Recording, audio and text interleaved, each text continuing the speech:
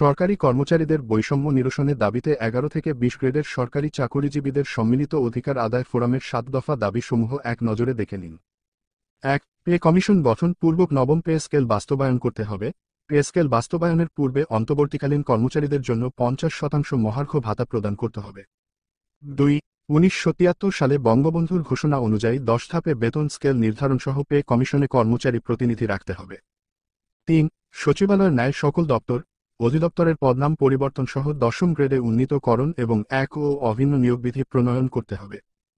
4. Time scale selection grade পুনর্বহাল সহ বেতন জ্যেষ্ঠতা পুনর্বহাল, বিদ্যমান গ্র্যাচুইটি অথবা আনুতোষিকের হার 90% এর স্থলে 100% নির্ধারণ ও পেনশন গ্র্যাচুইটি 1 টাকার সমান 500 টাকা নির্ধারণ করতে হবে। 5.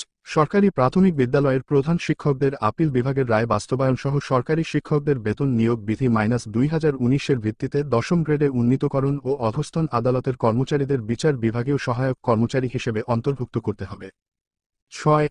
আউটসোর্সিং পদ্ধতি বাতিলপূর্বক উক্ত পদ্ধতিতে নিয়োগকৃত ও উন্নয়ন খাতের কর্মচারীদের রাজস্ব খাতে স্থানান্তর করতে হবে। ব্লক পোস্টে কর্মরত কর্মচারী সহ সকল পদে কর্মরতদের পদোন্নতি বা 5 বছর পর পর বেতন স্কেলের উচ্চতর গ্রেড প্রদান করতে হবে। 7. বাজারমূল্যের ঊর্ধ্বগতি ও জীবনযাত্রার ব্যয় বৃদ্ধির সাথে সমন্বয়পূর্বক সকল ভাতাদি পুনর্নির্ধারণ করতে হবে। চাকুরিতে প্রবেশের বয়সসীমা 35 বছর ও অবসরের বয়সসীমা 62 বছর নির্ধারণ করতে হবে।